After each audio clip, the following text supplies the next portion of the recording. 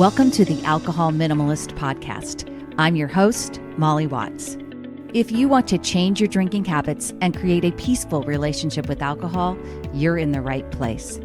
This podcast explores the strategies I use to overcome a lifetime of family alcohol abuse, more than 30 years of anxiety and worry about my own drinking, and what felt like an unbreakable daily drinking habit. Becoming an alcohol minimalist means removing excess alcohol from your life so it doesn't remove you from life. It means being able to take alcohol or leave it without feeling deprived. It means to live peacefully, being able to enjoy a glass of wine without feeling guilty and without needing to finish the bottle. With science on our side, we'll shatter your past patterns and eliminate your excuses. Changing your relationship with alcohol is possible. I'm here to help you do it.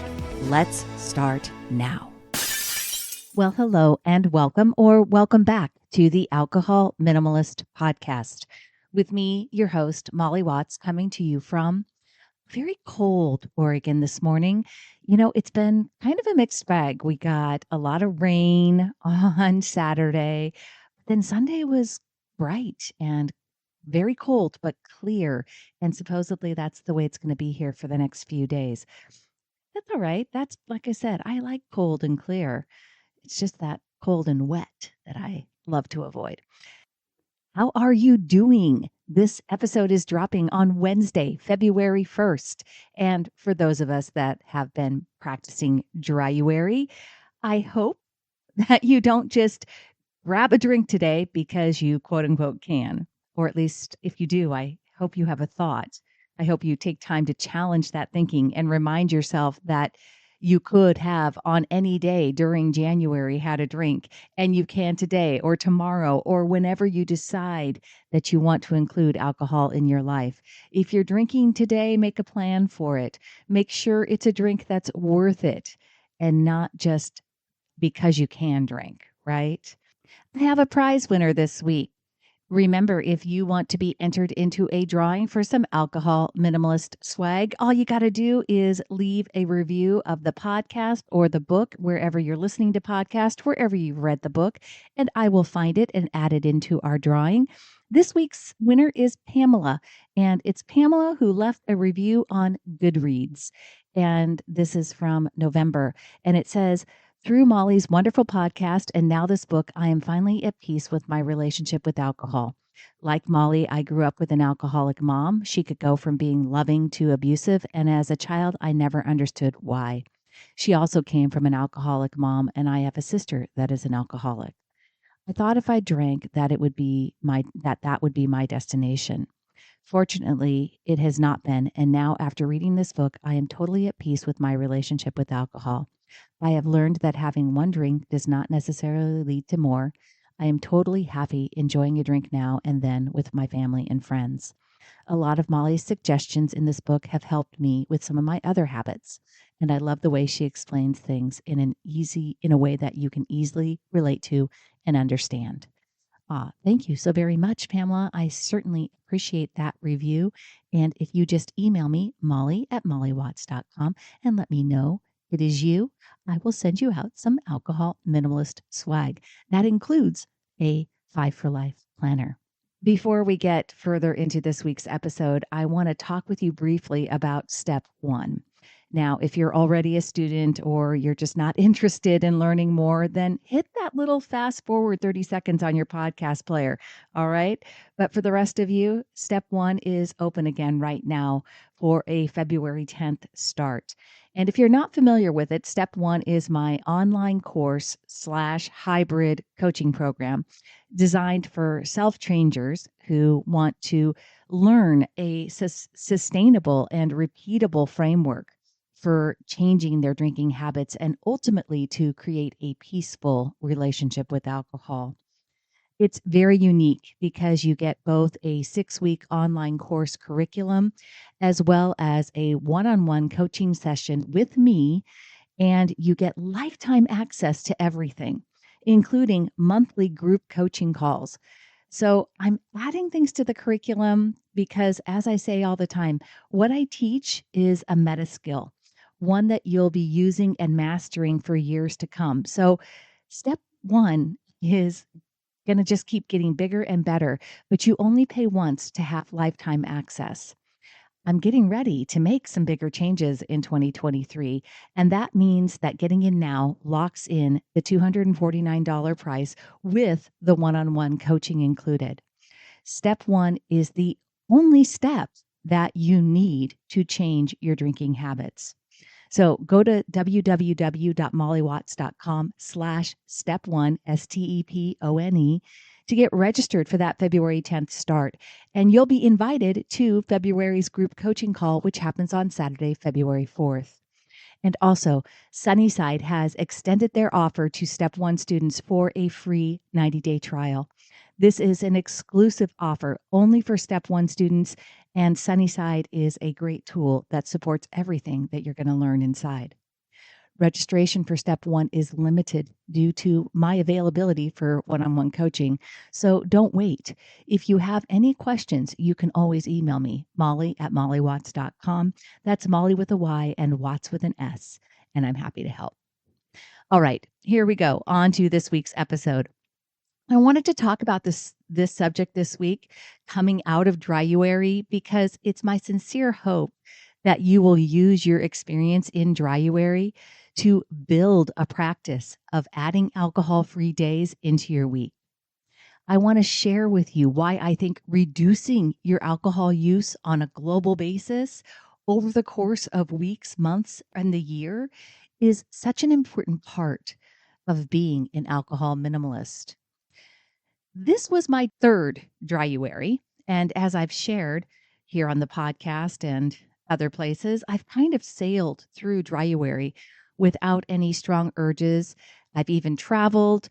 I went out pretty much every weekend to bars.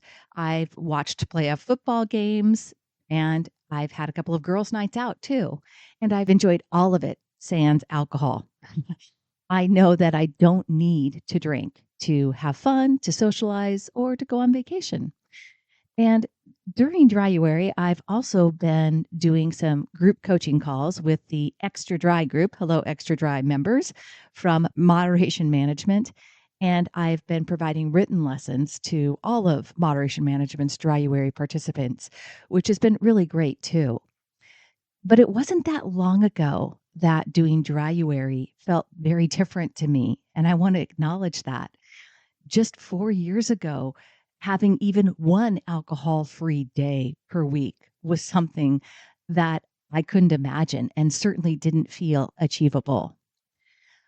I want you to hear that where I got now, where I am, achieving this alcohol minimalist lifestyle and this mindset after spending almost 30 years drinking daily.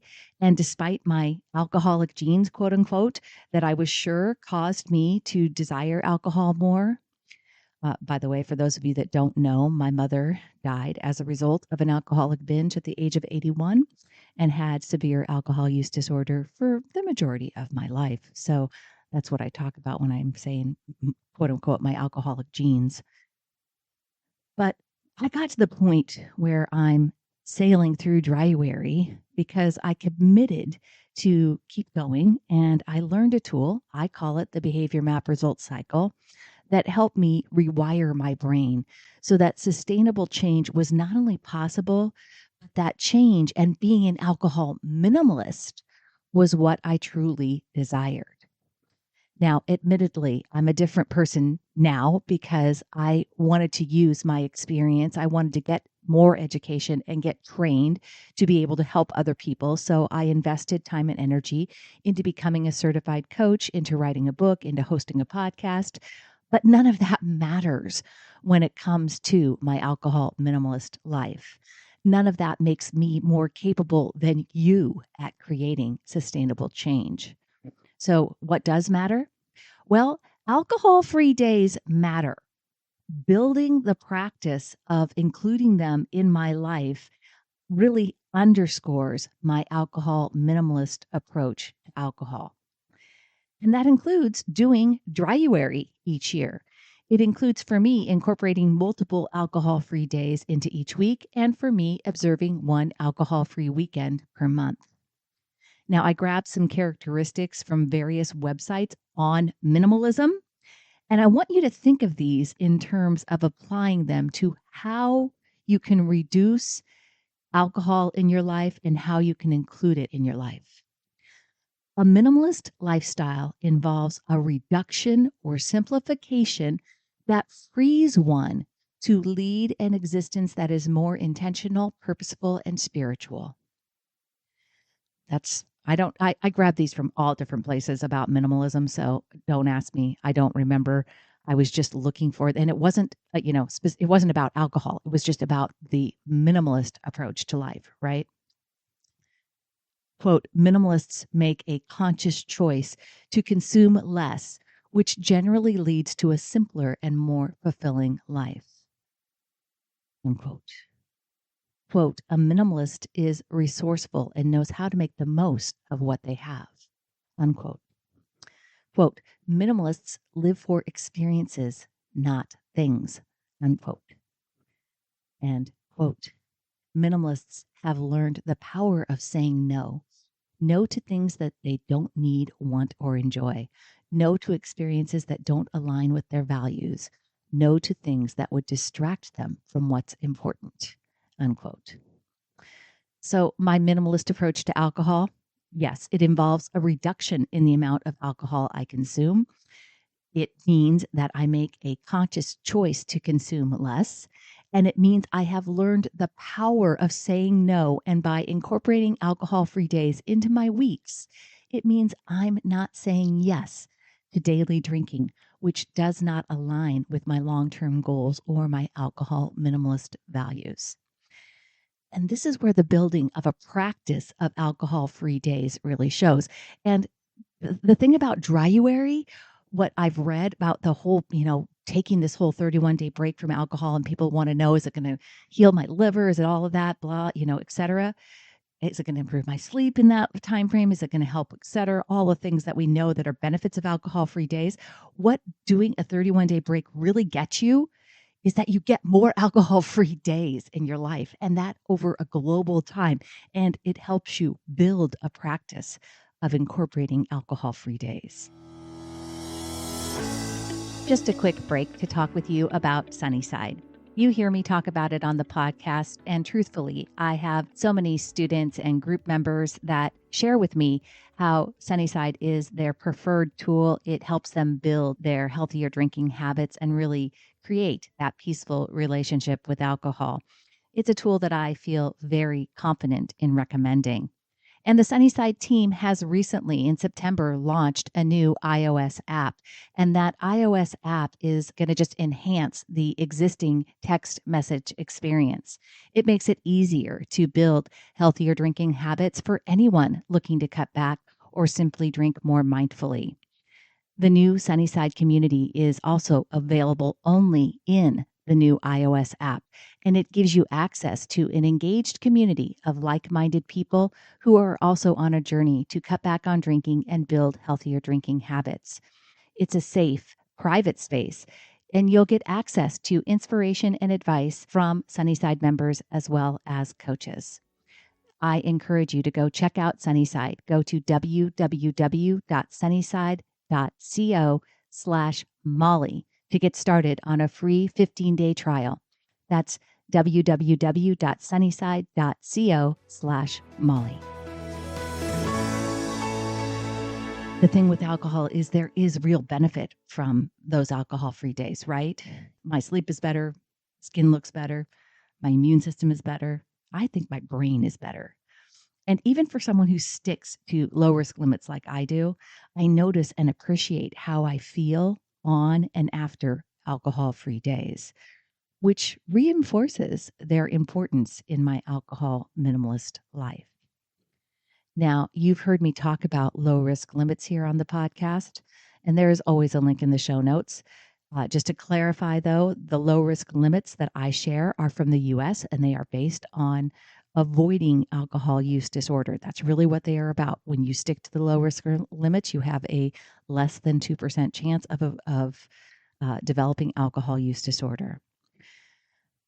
Perhaps you've heard recently that in Canada, a new report from the Canada Centre on Substance Use and Addiction that has come out, and there's been a lot of hubbub up in Canada because this report shared recommendations for the Canadian government on what they think that the new low risk drinking guidelines should be.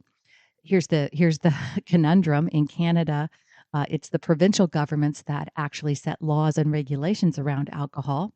So, you know, this is information I grabbed off the internet. The liquor corporations continue to be key sources of revenue to their provinces, with the BC agency, so that's British Columbia, providing close to $1.2 billion to the British Columbia province from alcohol in the last fiscal year. In Ontario, the LCBO, which is evidently their alcohol agency, provided about $2.4 billion. And in Quebec, a $1.35 billion profit. So you can imagine that there is now quite a conundrum. You've got this report that sounds pretty dire and is very strongly worded. And the province is going, well, how are we going to sell alcohol and have this report out there, right? It says that anything more than 2 drinks per week represents moderate risk, which 2 or more standard drinks per week. Okay. So you have to be 2 drinks or less per week or to be low risk. And again, remember, what they say is low risk and what I talk about in terms of low risk are not related at all, because I share low risk limits that avoid alcohol use disorder. These are different in Canada. What they say is anything more than 2 drinks per week represents moderate risk, which in their graphic representation is dark yellow to orange for 3 to 6 standard drinks per week. And in the subtitle under 3 to 6 standard drinks per week, it reads, your risk of developing several different types of cancer increases, including breast and colon cancer. At 7 or more standard drinks per week, which is pictured in deepening shades of red and purple, you are at, quote, increasingly high risk. And in the subtitle, it says that your risk of stroke and heart disease increases. Below this sentence is an additional sentence that says, each additional standard drink radically increases the risk of these alcohol-related consequences. Now, I'm actually going to go in depth on this report and some of the work that is being done here in the U.S. to update guidelines. But I just want to in a later podcast episode. But I just want to restate my position on science and on alcohol and safe levels, etc. The safest amount of alcohol is 0. Okay. And much of the narrative in the Canada report, I agree with. However, the science they used to reach their conclusions was, number one, very limited. And as always, it's observational, which means that we count on people relaying their own experience, right? We cannot do a double-blind, placebo-controlled study for alcohol. We cannot do it. Everything that they're talking about are all observational studies. And then the sample size that they actually use is pretty small. But what I really take exception with is that the way they are sending out this information, they are talking about relative risk when they are talking about increased risk for cancer, et cetera. And here's a little excerpt from an article in the Canada Globe and Mail that was written by Dan Malik, who is a professor in the Department of Health Sciences at Brock University and a medical historian who specializes in drug and alcohol regulation and policy. And he writes, according to its data, consuming 3.5 drinks a day increases your risk of developing larynx cancer by nearly 100%, which sounds shocking and is presented in a table with scary red shading. But larynx cancer, which is mostly related to smoking, was diagnosed in roughly 0.0197% of Canadians in 2022. So they're telling you that it's nearly 100%, right? But overall, even with smokers, the chance that the diagnosis for larynx cancer's overall incidence rate is very, very low. And He also goes on to write, many of the other cancers the CCSA associates with alcohol also have very low incidence rates. And everyone has a different level of risk factors for various conditions based on factors including lifestyle and genetics. Alcohol's association with cancer is important to examine, and the disease should not be disregarded, but it also needs context. After all, life is about making choices, and it helps to be fully informed. Unquote. That again is by Dan Malik, and I'm really going to try to hunt him down. I would love to talk with him about this a little bit more. Um, Being fully informed is how I've always wanted to present information in this podcast. And I agree that drinking alcohol and the risks associated with excessive drinking need to be better explained and understood by everyone. If you haven't already grabbed my free ebook, it's called Alcohol Truths: How Much is Safe? And I hope you will, because in it I share some data from Dr. David Nutt's book, The Drink, the New Science of Alcohol and Your Health, that I think is much more useful for people to know. It's the data that actually helped me build my desire to change my drinking habits. What I really don't like about this report in Canada is that it makes it seem like you're absolutely screwed if you can't stick to 2 drinks per week, which really shouldn't be the biggest takeaway. What is more important to know is that there is a very substantial reduction in risk for the alcohol-related consequences happening if you reduce your alcohol intake from the higher use levels, like from 25 to 40 units per week, down to the 6 to 10. That difference, when you take your drinking from 25 to 40 drinks down to 6 to 10, that improvement is huge in terms of benefiting your risk profile. And in fact, the Canadian report, within the body of the report, does say, quote, any reduction in alcohol use is beneficial. This applies even for those who are unable or unwilling to reduce their risk to low or moderate levels. In fact, those consuming high levels of alcohol have even more to gain by reducing their consumption by as much as they are able. That is important information. And that's the way I want people to hear and understand and frame how they are using alcohol in their lives if they are choosing to use it. It's why I want you to focus on reducing and becoming an alcohol minimalist. And, you know, the way that the color chart in Canada was presented and how the news was reported, it really didn't paint an accurate picture. And that's the kind of thing that really doesn't do anybody any service. The way that we share news in this world, it's news if the people decide who are reporting it decide to report on it, right? They get to pick what they're reporting. They don't just hand you the whole report. If you would like the whole report, I'm going to link it in my show notes, as a matter of fact. And as I point out in Alcohol Truths, there are proven social benefits of alcohol over time. Historically and culturally, alcohol has contributed to connectedness, which is also something that it has been proven to impact and improve overall health and longevity. Now, that isn't to say that you need alcohol to be social, right? I just talked to you about the fact that I've done dryuary and gone to plenty of social things and not had alcohol. But we have to acknowledge that alcohol has been a part of social occasions, celebrations, and these occasions are important parts of the human experience. The transformative part of becoming an alcohol minimalist goes way beyond the numbers. It's philosophical. And it has led me to that existence that is more intentional, purposeful, and spiritual. Now, I didn't do this overnight. I didn't do it in a month, but I kept going. And definitely my first dryuary in 2021 gave me confidence and momentum to increase my alcohol-free days each week, to look at reducing my alcohol use, and to build my alcohol minimalist life.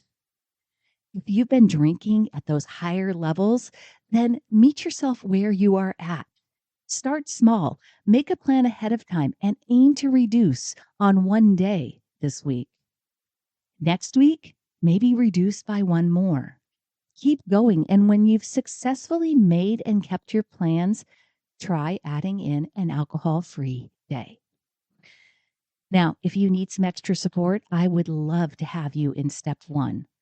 Don't forget, registration ends on February 12th. I want you to become an alcohol minimalist with me. I want you to reduce your overall use of alcohol. I want you to incorporate multiple alcohol-free days in your weeks, celebrate one alcohol-free weekend per month, and maybe do Dryuary with me in 2024. Okay, that's all I have for you this week, my friends. Until next time, choose peace. Thank you for listening to the Alcohol Minimalist podcast. This podcast is dedicated to helping you change your drinking habits and to create a peaceful relationship with alcohol. Use something you learned in today's episode and apply it to your life this week. Transformation is possible. You have the power to change your relationship with alcohol now. For more information, please visit me at www.mollywatts.com.